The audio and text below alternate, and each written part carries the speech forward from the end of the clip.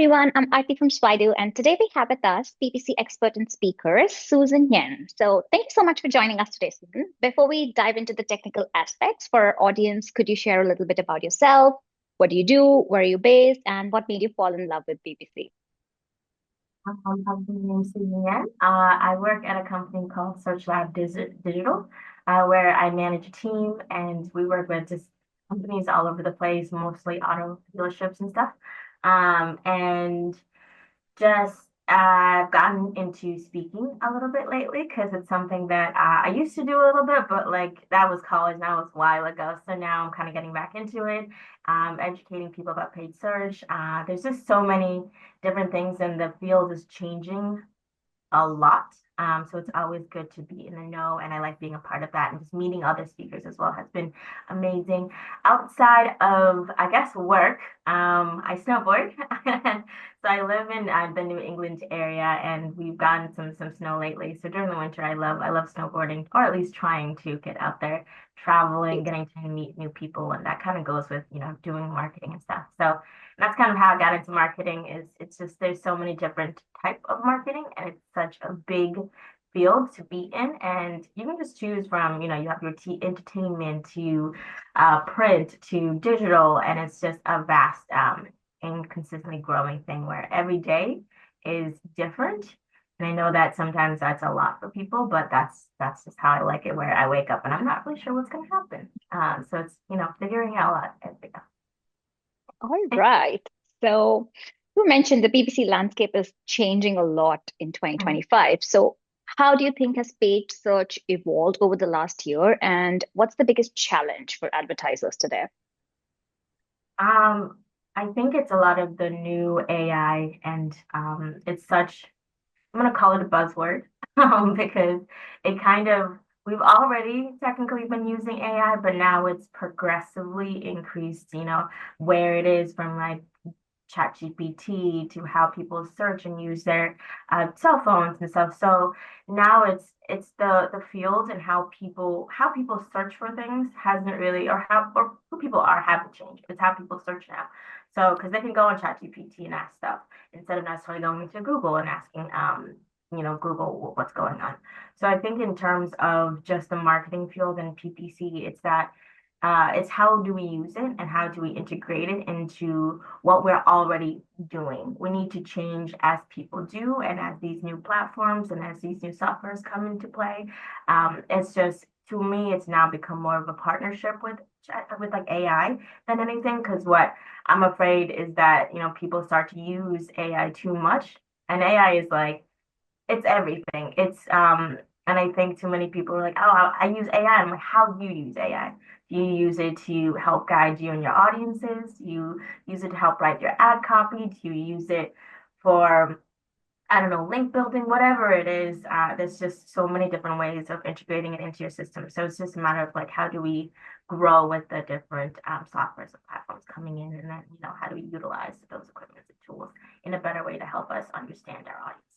Mhm. That's a very beautiful way to put it. Like initially people were so scared that it's going to like take their jobs, and now it's more as a tool for like partnership and collaboration. Uh, we still see plenty of pushback when it comes to Google Ads. Like Google Ads is pushing a lot of automation, and how much control do PPC managers still have? Because whenever you are on Reddit forums or like LinkedIn, you always see people be a little unhappy with everything that's being pushed when it comes to Google Ads. What's your take on it? Um, I mean, I agree that there is. I think it's kind of been. I feel like it's always been coming. It started with the changes of, especially with Google Ads. It was we had text ads, and then that went to expanded text ads, and it's kind of progressively grown to the point where now we have responsive ads where you have 15 different headlines and a bunch of different descriptions, and you get to put in those headlines, descriptions, and stuff, but Google's gonna run the rest of it for you, and you don't know what that collaboration is going to be like. And then now we have Performance Max, which is just, I understand what Google's trying to do, which is make our jobs easier, technically. But there is that, we still need that human touch for these automations. So as much as we don't have a lot of insight into things, and it is being taken away. But there are different ways for us to find that information. So you can just outside of just using Google Ads platforms, just like the auction insights and the search terms and the just reporting that is within that platform. There is also Google Analytics and the data within that platform as well. Is that we just definitely need to do our own due diligence to find that information. And if Google isn't giving it to us, I think that's kind of why they have those feedback and like the surveys. And now it's, everyone is telling them we need to have a little bit more insight into Performance Max. And I don't really think that this could also be, in my opinion, here is they launch things, and I don't really think the only feedback they're going to get is by us saying something. So now there's changes and updates. I think a couple of days ago, they just announced a couple of updates that are going to be a little bit more helpful. So you can see that window opening up a little bit is our feedback back to them. I think is going to help kind of change and adjust the way that they kind of launch things instead of it all just being automated. Because it is supposed to be easier, but also not everyone is an expert in running Right. paid ads. So it might be helpful to people that might not know as much, but because we're in this field so much that we need to know that piece of information, and they're not going to know that like what are the things that we need unless we kind of say something about it. But I wish they would give us a little bit. I wish they'd stop taking away stuff, but it's we got to work with it. I guess kind of the field that we're in, unfortunately. Right. So at SearchLab, how are you still maintaining that human touch? What are a few tips that you can offer people? Are you still dealing with that and with your clients' data? I think the my biggest because I've worked for a lot of a couple of different agencies, and one thing that I think our company definitely prides ourselves in is being transparent with our clients, and communication, because that is super important. So from the start of the onboarding call, it's whatever platform that you're running with us, you have full access into it. We're not going to keep anything from you because I know that sometimes that's the thing is we don't really expect every single client to stay with us forever. Things change, environments change, interests change, your company changes. Yeah. And we don't want to ever, that's it's yours, it's your platform. You give us money to manage and take care of this part of your business. And I think for us, it's working as an extension of your own marketing, and it is a collaboration. It's we have monthly meetings. So again, kind of that second role of being transparent and also being able to have open communications with your clients is we meet with our clients every single month to go over, hey, this is the thing that we did last month. This is what it resulted to. These are our next course of action. And sometimes things that we do try out, they don't work. So that honesty needs to also be there. Is like, hey, it's paid search is all about testing and it's trying out different things. And if you are afraid to be testing things and you are afraid to put in that money to make potentially get bigger, performance in your marketing, then I really don't think that digital marketing or paid search is for you. And I think we're honest in that is saying, hey, look, um, we're going to try this. It might not work, but we're going to be honest in that and say, hey, these numbers weren't great, but this is what we're going to do next. And we're always going to try our very best because if you succeed, we succeed. And that's kind of our mindset is that we're going to be transparent. We're going to be communicative to you. And then we're also always going to try our very hardest as long as you communicate back to us. So if the leads are bad, we need to know. That's what the meetings are for. Because Right. we can read numbers and say, oh, these look amazing. But to you can be like, these are not that great. We'll, reassess, restructure, do an audit, do what we can to get it back. Right. So with PPC, what is one major trend that you're noticing that's helping people stay competitive in the market? People are now paying attention to lead qualities versus the lead amount. And I think Okay. for a while that I think that's just because everyone's actually talking to each other a little bit more. And especially with the lack of just ability and like reporting that we get from these platforms now is everyone's kind of talking a little bit about, okay, I did this and this is kind of the lead quality hasn't it's gotten worse, but like these are the things I'm going to do to kind of get it better. So I think that Mhm. that is definitely something that we're all as a community focusing on more on because there is like e-commerce. E-commerce is a little bit easier to me anyways to kind of run because someone buys something or they don't buy it. That's Mhm. about it. For leads, it's okay, they filled out a form where they called you. was good quality. Now I need to talk to the sales team or talk to whoever answers the phone or talk to whoever's in the back end getting all these forms in and see what those numbers look like. Because everything, I think, even performance marketing, the conversion based, goal based campaign, and if those numbers aren't correct. So I think it's just like we're all definitely on the same page in regards to like how do we get our clients to be on this end in terms of quality. And then it's also communicating. I think our audiences are a little bit different, so it's getting to know our Mhm. audience and speaking to them in a different way. No one cares about the brand necessarily; it's what your brand represents. So I think it's us Mhm. adjusting how we communicate to our audiences because there's so much information out there, and everyone, and there's just so many trust issues. So it's like how we need to meet our audience, and we always say this: we need to meet our audience where they are. But I think it's a step above that at this point. It's how do we meet and understand our audience rather than just throw things at their face. It's okay. Let me hear you. Mhm. That's what you need. Here you go. We have this. Right. Yeah. So going a little back on what we were talking. So while discussing how much human edge you can still maintain with AI managing bids and creatives and headlines and audience targeting, what's your job as a PPC manager where you can still add the most value? With like all the integration with AI, especially with my team, it's again, it's kind of using it as more of a helping tool, an extension of, something that, and an assistant. That's what I usually call it. Hmm. I'm like, it's gonna assist me in this to make my job easier. So with Yeah. my team, sometimes there's people that are creative, and then there's Hmm. people that are very analytical. And Right. you're gonna have that with your teammates. Because everyone's a little bit different. So if you are a person that's not very creative, writing ad copy is probably something you don't want to do. It's a Right. lot of work, and you have to do your research because we do have a lot of several different types of industries that we Hmm. manage for. So we take that 30 days when someone gets on boards with us to do research and try to understand that business and also that audience. But Hmm. to write like ad copy for an industry that you don't really know is really hard. So we use, chat GPs and AI and that the softwares to help us write ad copy that does gear and is specific to that particular industry and that particular product or that car model, whatever it is, to make it unique.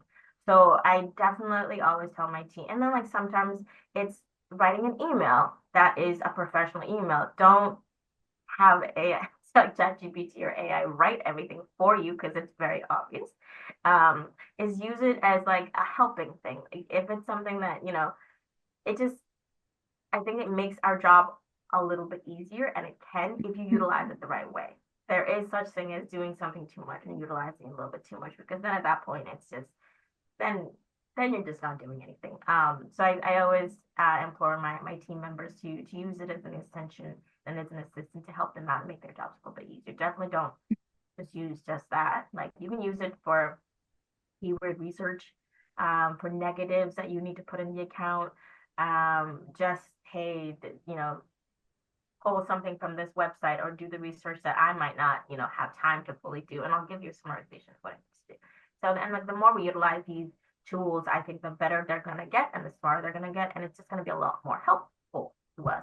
And I know Hmm. sometimes people right now is just they have a love hate relationship with it, and I do too. So it's definitely more of an extension, not a whole other hey, let's just have this thing take over and stuff. Right. And privacy regulations are changing Yeah. every day. Like, and first party data is a big topic of discussion. So, how are you adapting to potential cookie laws and privacy regulations? Um, I understand where people are coming from when it comes to like their privacy. Absolutely. I think it's one of the most important things with the ever changing just world. It does make it really difficult for us to get our stuff to the right people. I think people sometimes don't understand that I don't know your name. I don't know where you necessarily like your address. It's just, if you've got a Gmail account, it has an IP address, that's probably as much information. It's a cluster of humans. And you liked something at one point. So the only way that we can get it out there is to have a little bit of that information. So I think it's become a trickier. Um, I think it's just because there really isn't anything that we can do about these regulations. They are what they are. We're not the ones that implement them. So it's always being honest with our clients because there are some industries we already know are going to be a lot more difficult. The Mhm. beauty, yeah, the beauty or health industry is really hard. Law firms, those are really difficult. I think we're aware of the areas where we know that it's not going to be easy. And Google does tell us like, hey, if you launch a campaign, it is limited because of these things. And there are things that we can't change. So we do tell our clients and say, hey, look, we're going to run into some issues with policy. These Mhm. are policies that are set in place and we can't do anything about it. We can go talk to Google about it, but you do have that thing on your site. Yeah. So and they understand that. So it's just kind of maneuvering and making sure, we're building accounts that are following all the rules, but there are just some cases where we just we just can't do anything about it. And I think it's kind of harming marketing more than anything, because we need to get stuff out there to people, and the only way that we can get it to the right people is a little bit of that information. So I'm not really sure what it's gonna look like in the future. But yeah, not a fan. But I understand why we do it. Not a fan of it because it just makes our job a lot harder than it really needs to be. All we want to do is get you the right thing. No one wants to see a bunch. It's just like watching TV and seeing a bunch of commercials that have nothing to do with you. Deal with it. That's what's going to look like if we don't get some sort of information to us. Right. Yeah. Makes a lot of sense. And it would be annoying if I'm like, it's often like when I'm looking for something on Instagram, I want Instagram to start showing me more of it. So I get like better pool of things to choose from. And if that stops happening, I'm like, oh my God, it's not going to look the same anymore. Yeah, I'm like, what is this? I didn't even look for this. That's not, yeah, so not great, but totally Right. So cross-channel PPC with TikTok search, YouTube shopping, Performance Max, what's the best platform mix that you see working very well in 2025? I think that all depends on the industry. Um, Hmm. I think every industry succeeds differently in different atmospheres. And it also depends on that company's ability to curate or create stuff. Because I think that oftentimes people think that PPC is like just as one entity and we need to take care of everything. PPC is we're creating these ad copies. We need image, we need video. Like TikTok is it's this new shiny toy. It costs a lot of money to be over there, but that also means you need content. And if your company does not have the people or the bandwidth to be able to create the content for that, it's going to make it really difficult for your paid search team to run a successful marketing effort over there on that Hmm. platform. So I always tell people because I know there's clients that have come to us that, if their budget is also really small, I don't think TikTok is a place I'm going to recommend you go to, Hmm. probably. So it's definitely it's the industry that you're in, the budget, and the bandwidth in which you can create the stuff that you need. Granted, I'm gonna say AI again. There are because of now AI and stuff, you can curate images and videos a little bit faster and better because companies have it's just hiring a photographer all the time. It's a lot of work. So now that should make that a little bit easier for people. So I'm hoping in 2025 that the image generators and the video will get better and will help us out. Just especially with the smaller boutique companies. Hmm.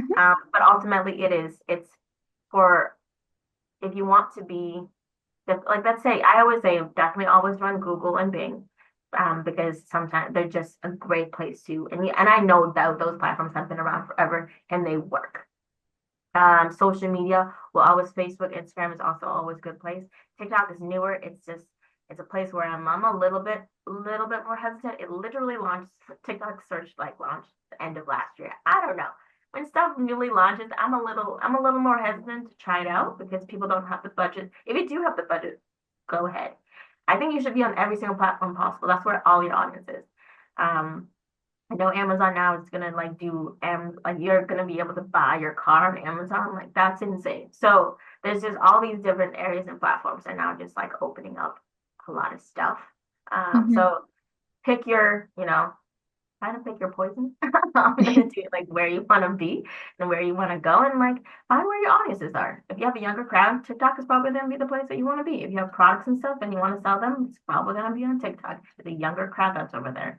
But it's just, I think it just depends on, again, your industry and how much budget you have and how much space and time you have to create this stuff. Right, right. So, talking a little bit about reporting. So, what KPIs actually show success today, and which ones should marketers stop obsessing over while they're reporting to their clients? I think that also depends on the goal of your Hmm. marketing strategy. Um, Hmm. but I always say conversions is a primary, regardless of like you don't run paid search to just drive traffic to the site necessarily. That's I think SEO should be doing that. That getting that organic search when it comes to your brand. I think that that is something that you can get for free and you can do it for free because SEO should, if you have a good SEO team and they are doing what they need to do, you shouldn't be have to pay for your brand name. I think that that's already there. So, and with paid search, you're paying for every single click you're getting. So why just drive traffic, a bunch of people to your site and have them not give you business? So I really think that your conversions, your cost per conversion is super important. And obviously website traffic is also always a good thing because you do want to see that traffic and see, because then I'll give you the numbers in regards to, okay, I have people coming on my site, but they're not doing or making any sort of action. They're not calling me, they're not speaking to me, they're not coming as a lead. Because your job is you want to grow your business. And those leads are going to be really important. And that's how you can tell if something's working or not. But that also goes with is your conversion set up correctly? The amount of times we have clients come to us where it's just not, I don't know who set it up, I don't know what they were thinking. It's not right, it is not correct. And that can just demolish your whole entire account and lose you a lot of money. I've seen a ton of people waste a lot of money on stuff that doesn't make any sense. Because then also that's where you want to always want to make sure the quality conversions are also great. I think some numbers that people should probably kind of stay not like stay away from, but I don't think there's like any number you shouldn't pay attention to. But I'd say we don't have an equality score anymore, but Google has like this quality thingy score. But there's maybe not impressions. There really isn't any number you shouldn't pay attention to. Yeah. I think you should pay attention to all of them because like there's from impressions to click-through rates to the clicks to the conversions and all these numbers, and they all tell a story. So Hmm. I can't say that there is like really no number. You should maybe like because if I'm looking at an audit, I'm gonna start looking at okay, are people actually where are our ads showing up? And that's your impression. That's gonna be really important. Are they clicking on the ads? If they're Hmm. not, then we need to change our ad copy. Once they do click on it, that's good to know they're doing that. Once they get to the page, they're not converting. Why are they not converting? Like this whole entire path. So I really don't think that there's like a number I don't pay attention to. And depends on like again the goal of the campaign. If you want to just drive website to a page, then pay attention to the clicks. If you want to drive business and get leads, then pay attention to conversions. It depends on like what your clients, the numbers that mean the most to your clients.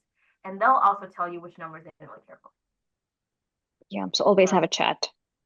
Always have that conversation. Absolutely. Especially when it comes to reporting. I always ask my clients, what numbers, what are your KPIs? Like, Yeah. what do you want me to pitch? Because, like, some clients are, they like, I just want traffic. I just opened this business. I need as much traffic to this site as possible. I'm like, I can get you that. But don't be Yeah. mad next month when you don't have any leads, because, like, the focus point was just this and not this other thing. So I'm more than happy to do both. But if you just want that, we can happily pay attention to this. So I think asking your clients what is the most important thing to them will help guide you to which numbers you should really and which adjustments and optimization you need to do to meet their needs. Yeah.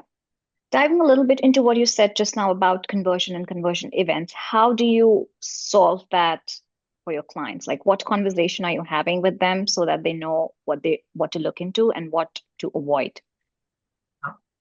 Um, I think just defining what conversions is the start. Because I don't think that we as marketers, I think sometimes when you get to a certain level and you've been doing this job for a long time, to you it's just second nature.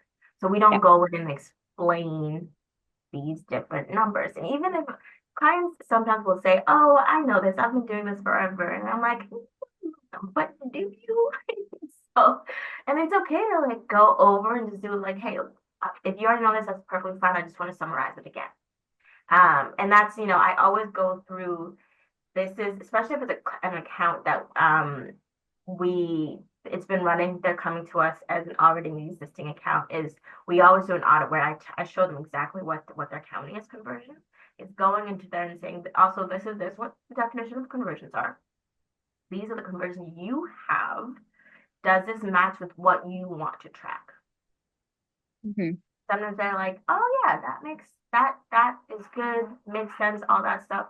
And then there's sometimes where they don't even know what any of this means. So it's always going through and just double checking one, the setup, is it counting a page view? Because that sometimes it's definitely a thing. Is it counting the wrong pages? Is it counting a page that is not even working anymore? Is the form fill even on the page?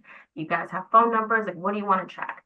So I always go through their website and usually just do my own list of this is what I see on the website in regards to like what I think should be conversions. What do you guys think? Is there other stuff you guys want to track? So it's Hmm. again, it's that conversation, back and forth conversation of, you know, what do you want to be tracking? Is this correct?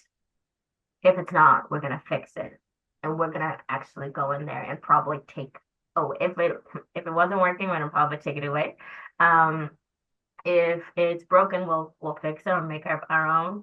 And whatever it is that we need to do, we want to make sure that before we launch any campaign, we really need to make sure that those conversions are correct. What we don't want to do is start your first month, spend thousands of dollars of yours, and find out later like that is the one thing that was we've been counting all the wrong stuff. So we always have conversations with them. That's like one of our first things is, and I always tell people, please have a GTM. It is a place where it hosts all your stuff, hosts all of the codes. So we don't need to go back and forth trying to be like, hey, can I put this thing on your website?